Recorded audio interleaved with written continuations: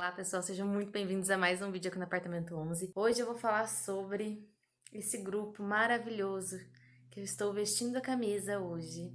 Blackpink, isso mesmo. Por quê? Se você ainda não sabe, você provavelmente não é muito do mundo do K-pop, mas se você que não é do mundo do K-pop ainda não sabe, a Netflix lançou um documentário para contar um pouco sobre a criação do Blackpink. Esse documentário ele lançou faz pouquíssimo tempo, eu vi, tipo, no dia que lançou, e assim, eu estou super animada para falar sobre ele, então roda a vinheta aí que eu já volto para contar um pouco mais para vocês sobre esse documentário. Então vamos lá, gente. O documentário do qual eu vou falar chama Light Up the Sky, que é o documentário que conta a história de formação do Blackpink. E olha, vou começar dizendo que eu me surpreendi um pouco. Eu tava esperando uma coisa, na verdade, assim, eu não tinha pesquisado nada muito antes, assim, quando eu descobri que ia ter o documentário, porque eu não sou o tipo de pessoa que eu gosto de ficar pesquisando antes, porque eu gosto de chegar e me surpreender. Então, assim, eu não sabia muito bem o que eu tava esperando pra esse documentário, mas eu me surpreendi um pouco e foi positivamente. Assim, eu gostei bastante do documentário, tem alguns pontos que eu gostaria de ressaltar e eu vou comentar aqui com vocês, mas de certa forma ele foi muito bom. Eu particularmente não acho que tem como falar de documentário sem dar spoiler. Eu não sei, eu tô um pouco confusa. Eu recomendo que se você gosta de música, gosta de K-pop e gosta de culturas diferentes, sobre formação de entretenimento em culturas diferentes, vá assistir esse documentário antes de ver aqui o vídeo, porque ele é bem interessante. A forma como eles contam sobre a indústria do K-pop, eles dão um panorama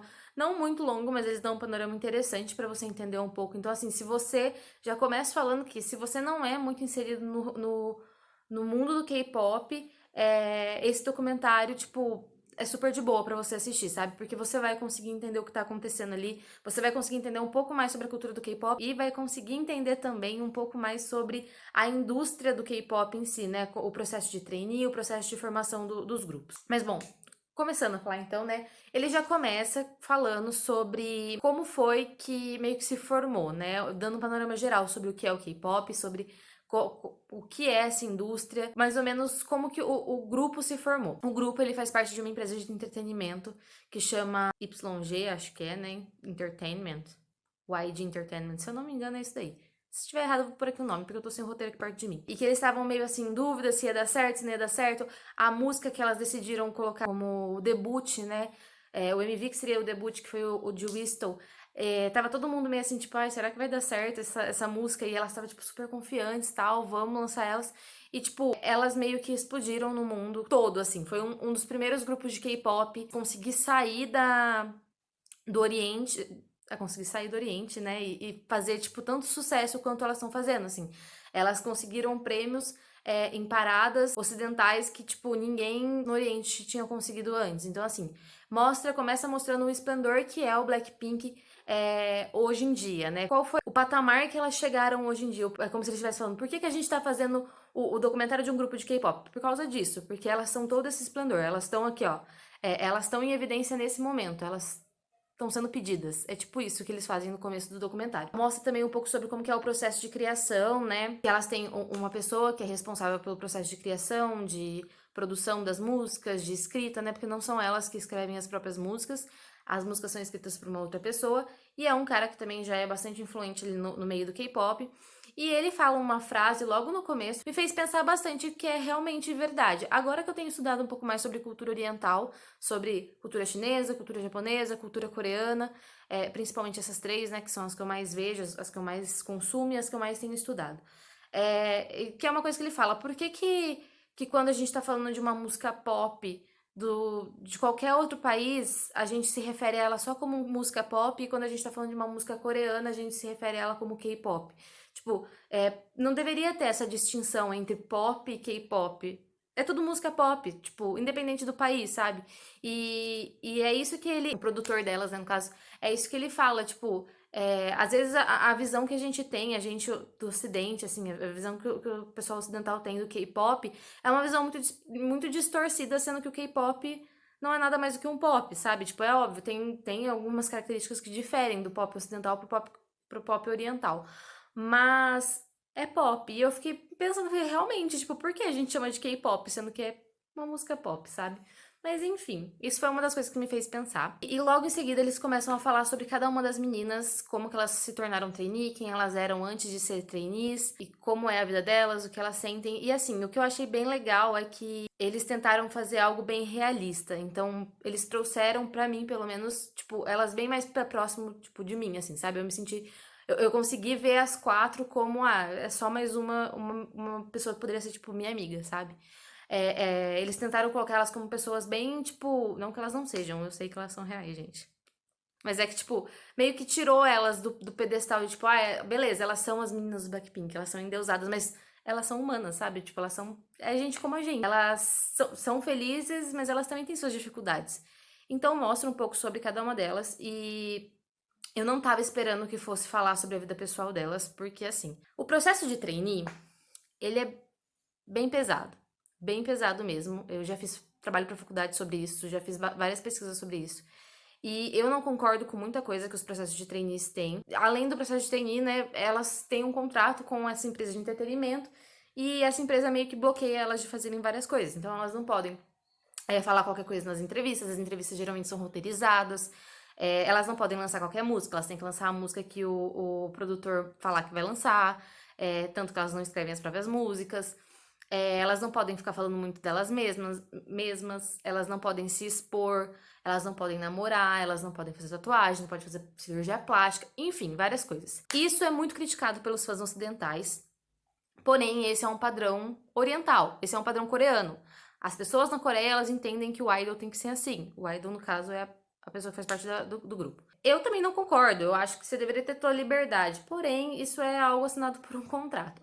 E assim, as pessoas têm mania de achar que, elas estão tão chateadas por causa disso. Tipo, gente, não, elas não estão chateadas por causa disso. Elas entram no processo de trainee com 15 anos de idade, com 14, 16, sabendo pelo que elas vão passar, sabendo qual é esse processo. Elas sabem que elas vão entrar no processo de trainee, que elas vão chegar lá e que elas vão ter que batalhar. Vão ser treinos exaustivos, tipo, elas mesmas falam, são 14 horas de treino, tipo, por dia, assim, que elas não param. Elas largaram escolas, largaram tudo, e elas têm que treinar o dia inteiro. É um processo muito exaustivo, sim, com certeza. Eu provavelmente não aguentaria, porque eu sou muito bunda mole pra essas coisas, gente. Eu provavelmente não aguentaria. Mas elas já entram sabendo que é um processo exaustivo. Os fãs se criticam muito isso, falam, não deveria ser assim. Gente, isso é um padrão oriental. Começa por aí. Segundo, no documentário elas deixam muito claro que sim, foi exaustivo, sim, elas já pensaram em desistir diversas vezes, mas que elas estavam ali porque elas queriam estar ali. Elas podiam a qualquer momento de todo esse processo ter largado mão, desistido, voltado para casa dos pais delas, sabe? Tipo, podia ter aberto mão de tudo e seguido com a vida delas, mas elas queriam estar ali, elas queriam ser treinar, elas queriam ser cantoras, elas queriam ser dançarinas, elas queriam trabalhar com isso. E elas sabiam que elas iam ter que passar por esse processo para conseguir chegar onde elas estão hoje. Então, tipo, todas elas falam, foi um processo muito cansativo. Pensei em desistir, pensei. Mas se eu tivesse desistido, eu não estaria onde eu tô hoje. E elas também falam, deixam isso muito claro. Tipo, eu pensava que quando eu alcançasse a fama, tudo seria flores na minha vida.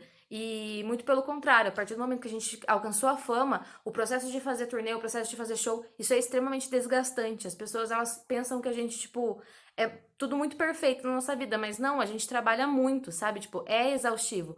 Mas a gente gosta, tipo, é aquele trabalho que a gente faz, a gente pena, a gente chora, a gente cansa, a gente fica doente, mas no final, quando a gente vê o resultado, tipo, a gente agradece muito por ter conseguido fazer isso. Elas não falam com essas palavras, tá? Pelo amor de Deus. E são palavras minhas interpretando o documentário. Você pode até ter uma opinião diferente do que eu interpretei. Eu interpretei assim. Como eu falei, eu não tava esperando que fosse falar sobre a vida delas e que elas fossem ser tão sinceras no que elas falaram. Pode ter sido roteirizado, pode ter sido a EG que mandou elas falar assim. Pode ter sido, gente. Claro que pode. Mas eu achei, tipo, bem aparentemente bem sincero elas falando, sabe? E eu achei bem legal, tipo, ter mostrou a infância delas, tipo, é algo que você não costuma ver, sabe? Você não costuma achar essas informações. Elas não costumam falar isso em entrevistas ou em outros meios de comunicação, nas redes sociais, elas não falam sobre a vida pessoal delas. E ali você pode descobrir muito mais sobre quem é cada uma delas, sabe? O que inspirou elas a entrar no processo de trainee. Como elas eram antes da fama, como era o processo. E isso pra mim, tipo, foi algo que eu sentia muita falta quando eu consumia K-pop, consumia a indústria do K-pop de forma geral. Porque, tipo, quando você é ocidental e você consome a cultura pop daqui, você tem acesso a tudo. As pessoas aqui, elas são muito abertas a tudo, né? Tipo, você conhece a vida desde que a pessoa nasceu. Tipo, eu sou fã de Demi Lovato. Eu conheço desde o dia que a Demi Lovato nasceu até hoje. Tipo, a gente consegue achar informação na internet. E delas, não. Então, assim, foi algo bem legal. Mas, ao mesmo tempo, o documentário ele é longuinho até. Tem 2 horas de documentário. E nessas 2 horas de documentário, eu acho que chega um momento que, tipo, eles tentam falar da vida pessoal delas, falam, eu achei legal, mas eu acho que eles não podem falar tanta coisa, e aí meio que dá uma enrolada, e aí eu fiquei tipo, tá, mas tá repetindo informação, sabe? Isso eu achei que pecou um pouco, poderia ser um pouco melhor, né? Poderia ter tentado falar mais, mas eu entendo que às vezes não dá, devido a essas questões de contrato. Mas achei bem interessante, porque eu consegui, tipo, descobrir muito mais quem são as meninas, é, tirando elas do posto de idol, assim. E acho que isso pra cultura ocidental é bem interessante e é um marco muito grande pra cultura coreana também. Porque não é normal um grupo de K-pop, né, um grupo coreano fazer tanto sucesso no mundo quanto elas conseguiram fazer, e isso é incrível, eu acho muito bom, eu acho que a gente tá... isso fala também no documentário, tipo, o Ocidente, ele tá muito mais aberto a consumir culturas, outras culturas, a descobrir outras culturas. Do Ocidente, quando eu falo, gente, mais aqui nas Américas, tá? Porque é o que eu tenho conhecimento.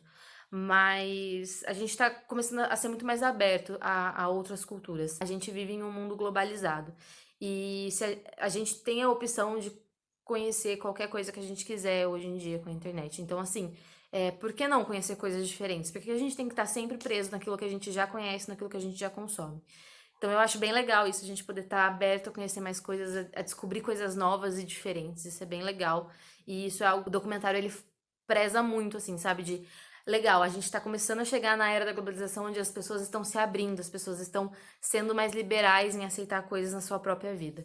E isso é bem interessante, eu gostei bastante. A forma como o documentário retrata isso. Eu acho também que ele acaba sendo importante para os próprios fandoms de todos os grupos coreanos, porque é aquilo que eu falei um pouco antes. As pessoas, principalmente do Ocidente, têm mania de achar que o idol, ele tá sendo forçado a fazer o que ele tá fazendo. Os grupos de K-pop, eles estão sendo forçados a fazer o que eles estão fazendo. Eles estão sendo forçados a treinar o tanto que eles têm que treinar. E não, gente. É óbvio que pode ter casos e casos, a gente não pode generalizar tudo, não se deve generalizar tudo. Mas assim, provavelmente eles não estão sendo forçados, eles estão ali porque eles gostam, pra eles aquilo ali é uma oportunidade incrível. O quanto de pessoas ali da Coreia queriam estar no lugar deles e não pode, sabe? Não consegue, porque diversos mil motivos. Então, assim, por mais que eles tenham que fazer tudo isso que eles têm fazendo e eles estarem cansados e tudo mais, eles querem estar ali. Porque se eles não quisessem, eu posso te garantir que eles não estariam ali. Além de que, né, gente, tipo, isso é uma questão extremamente cultural. Então, antes da gente sair falando que uma coisa está errada e que ela não deve ser feita, ou que estão abusando, tipo, primeiro para analisar um contexto geral, para analisar a cultura, para analisar o que realmente está acontecendo antes de você sair falando que alguma coisa está errada. Isso é muito importante, tipo, não só para isso, mas para tudo na vida, gente, de verdade, dica que eu deixo para vocês aqui.